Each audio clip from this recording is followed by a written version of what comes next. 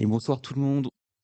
Ça y est, c'est le débrief de la ronde 9, la dernière ronde de mon Open à Rhodes. Du coup, alors situation, on est à 4, enfin je suis à 4 points sur 8 et j'affronte la maître feed féminine, classée 1933, Hello. Et j'ai des pièces noires.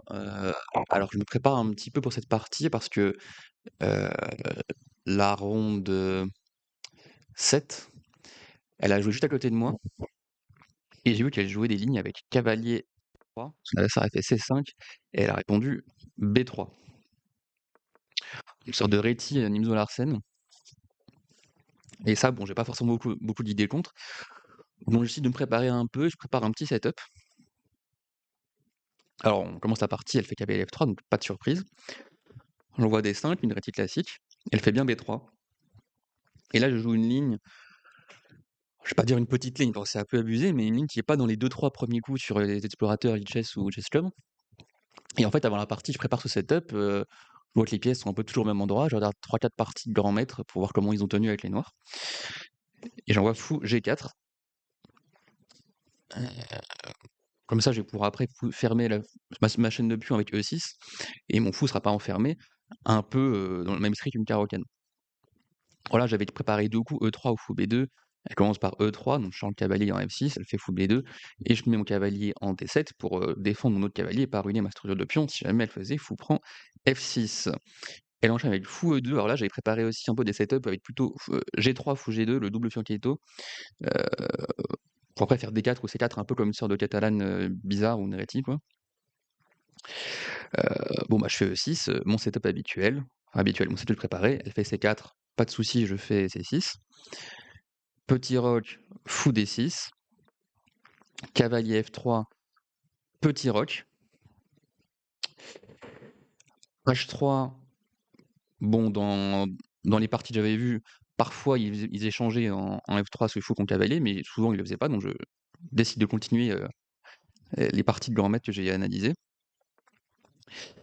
Elle fait tour C8. Ok, bon. J'essaie de faire A6 avec une idée. Parce qu'en fait, j'ai envie de faire dame E7 dans ces lignes pour ensuite faire un fou A3 et échanger ce fou de case noire, qui est un peu la pièce active des blancs, hein. Parce que j'avais peur de lignes comme pion prend, euh, pion prend et cavalier B5 qui attaque mon fou. Et ok, il peut venir en C5 et si, enfin, bon, il n'y a pas de danger en tant que tel, mais j'aimais pas trop ces complications. Ensuite de faire d'abord un petit A6. Bon, pourquoi pas, ça peut être m'aider à pousser B5 derrière, ou je sais pas, c'est pas méchant. Elle fait pion prend, alors là j'hésite entre les deux prises, prendre le pion C ou le pion E. Euh, Là on se retrouve un peu, si elle pousse des 4 en une sorte de Carlsbad. Donc ça, je joue ça avec le gambit dame refusé, mais est-ce que avec les pièces différentes, là c'est bon ou pas, je sais pas. J'essaie de garder la symétrie, de faire simple. Et voilà, une petite position tranquille.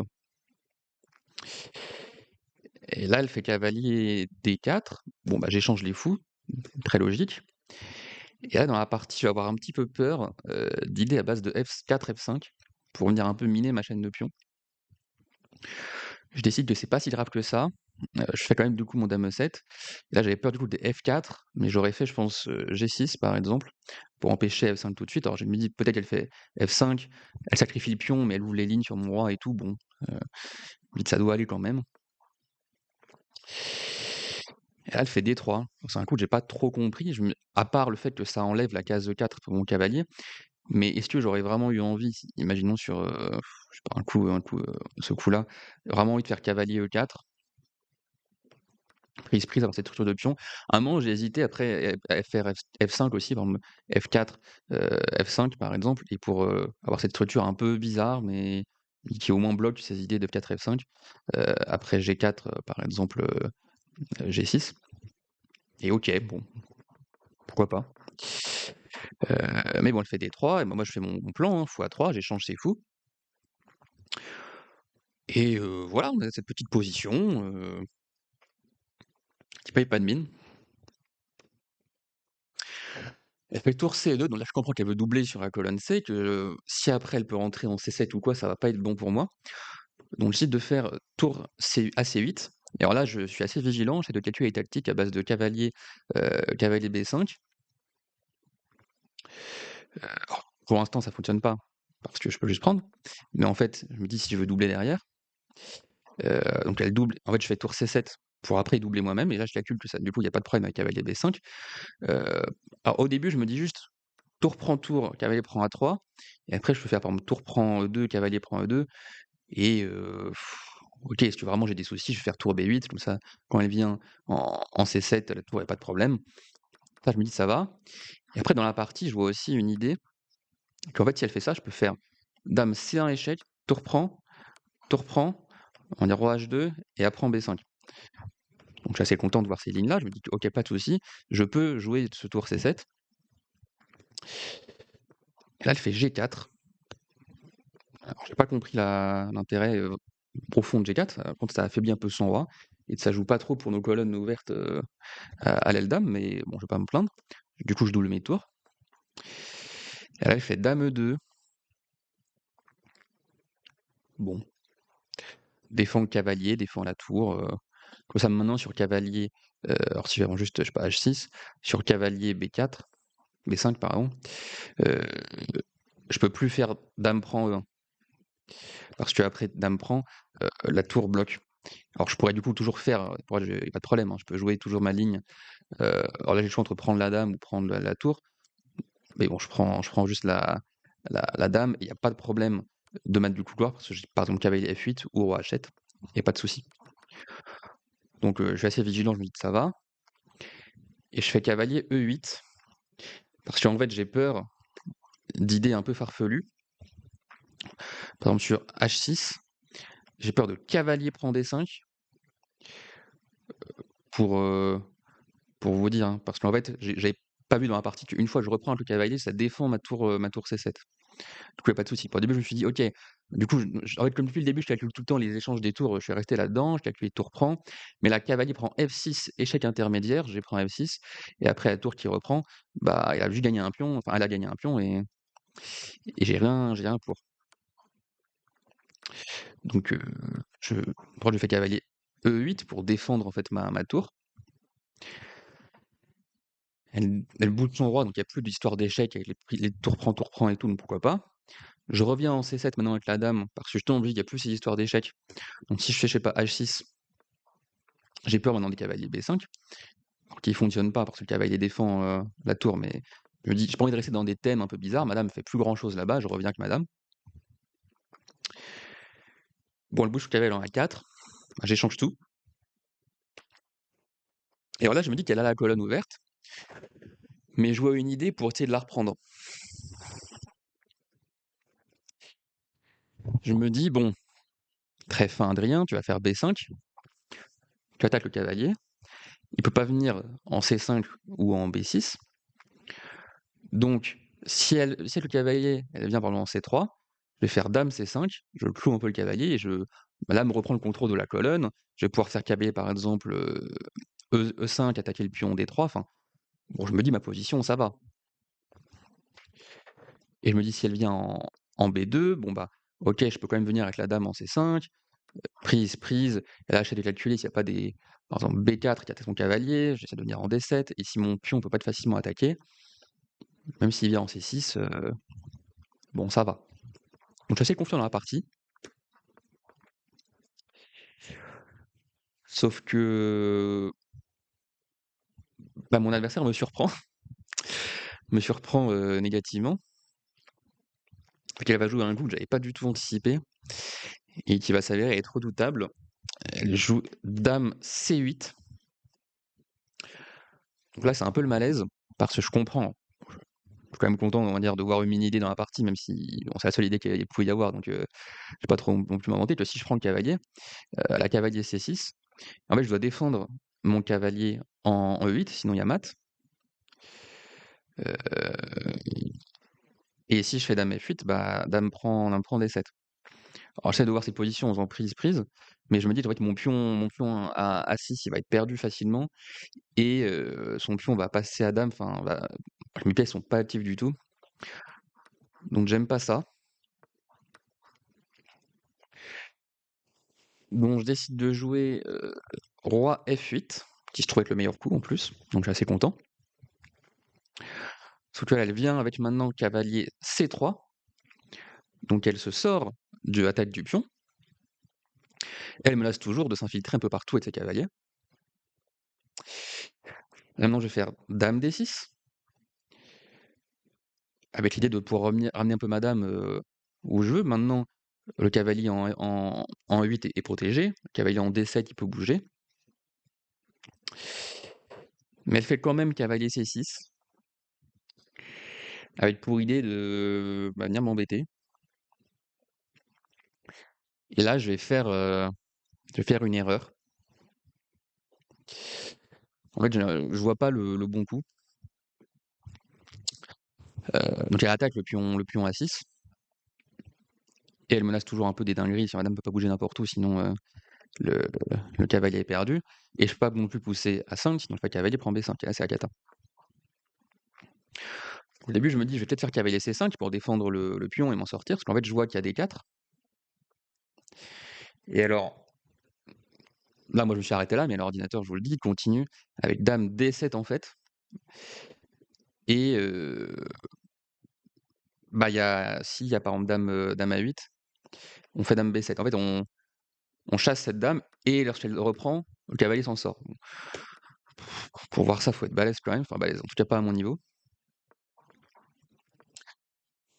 Et je loupe l'idée cavalier B6, dame B7 et maintenant dame C7. Ce petit jeu. Maintenant, s'il prend à 6, je prends C6 et il n'y a pas de clouage pénible. Ok, il peut sacrifier du coup le cavalier pour 2 pions, mais ça doit aller pour moi. Et en fait, je vais jouer le coup immédiat dame C7. Un peu à force de voir des lignes partout, le cavalier qui bouge dans tous les sens et tout, j'oublie un peu le pion A6. Elle prend A6, alors je vois que je peux quand même avoir des petites compensations. Je fais cavalier C5 maintenant, j'attaque la dame, prise, prise, prise et prise. Et en fait, je retourne cette finale avec un pion de moins. Et je me dis en soi, et final, s'il change les dames de cavalier avec un pion de moins, ça peut faire des nuls. Mais le problème, c'est qu'elle a les deux pions passés liés, ça va faire très très mal. Et moi, mon pion en plus, de l'autre côté, ma majorité, j'ai du mal à l'activer. Elle joue F3, un très bon coup aussi, parce que si on veut, je sais pas, par exemple, se précipiter et faire A4, en fait, il y a D4, échec, cavalier E4, et après, par exemple, F5, je joue sur le clouage, G prend, E prend, et dame prend D4, et on prend le pion par exemple, et ça reste chaud. Mais bon, elle tombe pas dans le piège évidemment. Donc elle fait F3. Et là, je ramène mes pièges, je sais pas trop quoi faire, elle commence à pousser. Alors là, à ce moment-là, je me dis que quand elle fait roi F2, peut-être qu'elle a une chance, peut-être qu'elle veut, peut-être qu'elle veut pousser F3 pour essayer de créer du jeu, et pousser par exemple après E4. Et je me dis, si elle joue F4, je suis très heureux parce que j'ai le magnifique dame prend C3, dame prend C3 et cavalier fait la fourchette, récupère la pièce. J'aurais été très très heureux. Mais évidemment, elle se trompe, elle se trompe pas, elle est quand même 1933. Je joue un peu de malin. En fait, je n'arrive pas à trouver de coup parce que je sais pas, j'ai pas de coup. Et là, elle fait dame D4. Bon, j'ai pas trop le choix que d'échanger et de me dire peut-être je peux essayer de tenir ça. Je ramène mon roi, mais elle commence déjà à envoyer les pions. Et honnêtement, les finales, c'est pas mon fort. Ces finales-là, en fait, je me dis que si mon roi, il y a un trop passif avec mon cavalier à essayer de défendre les pions à l'aile dame, son cavalier à elle va arriver sur l'aile roi, ça va être tout fini. Donc je mise un peu sur un. De toute façon, je suis foutu là. Je mise un peu sur un va-tout. J'échange ces cavaliers. Et j'espère de manière un peu providentielle, voir si je peux pas à un moment créer du jeu autre part, parce que mon roi maintenant est bloqué ad vitam aeternam avec ses deux pions. Si mon roi commence à bouger à un moment, je sais pas, en C4 ou en A4, bah, le pion A il part et c'est fini. Mais j'ai espoir peut-être de faire un blocus de l'autre côté, ou alors moi j'ai espoir de faire E5, prise et D4 à un moment opportun. Peut-être si son roi essaie de me chasser, par exemple, venir en A5, en 4 pour après descendre et me bloquer. peut-être je peux essayer d'avoir du contre-jeu à ce moment-là, mais bon, je sais qu'il y a de fines chances, surtout qu'en plus, bah, je sais pas bien jouer ça. J'hésite de faire G5, peut-être pas le coup le plus fameux, mais au moins ça fit ces 2 pions. Je vois qu'elle ramène son roi. Alors je sais pas si je dois essayer de pousser par exemple un F5, voir si cet échange-là, ça me favorise ou pas, dans ma quête de nul. Je me dis qu'elle est pas obligée de prendre et qu'en fait si elle prend pas, bah, qu'est-ce que je fais? Est-ce que je prends moi aussi? Mais là, il y a plus aucune chance quasiment de faire du contre-jeu. Bon, si elle échange tous les pions à l'aile roi, ride son roi, elle va faire le tour et c'est fini. Mon roi est immobilisé de toute façon. Donc je me dis, je vais faire F6. Bah, en fait, j'ai peur qu'elle fasse F4 elle aussi. Et donc ça, je me dis, moi, je reste effectif, je pourrais prendre. Hop, si elle prend, je peux reprendre, je me dis, du pion H. Et là, a priori, c'est bon, je peux avoir du contre-jeu. Ça fait, bon, je vous dis après l'ordi, ça fait nul. Parce qu'en fait, je me dis que là, elle peut aussi finalement pousser. Mais ça fait encore. Enfin bon, en fait, je me dis qu'il y a quand même des petits pièges par-ci par-là que je tends, on sait jamais. Sauf que bah, elle est très précise, elle bouge juste son roi. Moi, je peux rien faire. Je prends pas. Je bouge mon roi. Et là, l'estocade finale, H4. Je calcule en fait des trucs comme par exemple E5, avec pion prend, pion prend, pion prend, et je pousse. Parce qu'en fait, le problème, alors déjà, elle peut juste mettre son roi, il n'y a pas de souci, arrêter le pion. Et si je prends en H4, pour essayer de créer un peu les deux pions, bah, elle peut juste pousser. Et aussi, l'autre souci que j'ai, en plus de ça, c'est que elle, quand elle fait la promotion, c'est sur échec, et moi, quand je fais la promotion, c'est pas sur échec. Donc, bah, cette finale est finie, donc dans cette position, j'ai abandonné. Bon, on va voir directement l'analyse. Une partie très solide de mon adversaire, 92 précisions, seulement une imprécision, sinon que des bons coups. Moi, j'ai fait 4 imprécisions et une erreur. Donc on peut passer rapidement, tout le début, c'est très normal. Tout ça, il y a rien de choquant, pas les meilleurs coups tout le temps, mais voilà, ça joue. Position égale. L'échange, c'est bon. Et voilà, le B5 n'est pas bon uniquement à cause de dame C8, qu'honnêtement, j'avais pas vu. Coup brillant, très bien joué à elle. Roi F8, la bonne ligne. Dame D6, ça joue. Et là, voilà, je vous ai dit l'erreur, c'est ce dame C7. Bon, aussi, voilà, la partie, ça fait vraiment qu'elle dure. Il y a la fatigue du tournoi, 9 rondes enfin une ronde tous les jours. Au bout de 9 jours, ça fatigue quand même. Il n'y a plus trop l'énergie qui est là. Dernière ronde en plus. Ok, bon. L'erreur dame C7. Trop de problèmes dans la position au même moment, plus de lucidité, plus d'énergie pour calculer tout. Et ça, à aucun moment, ça tient. Bon, je fais pas les meilleurs choix non plus. Je mets pas les plus de problèmes pour qu'elle convertisse. Là, je vous dis, il y a quand même quelques pièges si elle pousse F4 et qu'elle se trompe.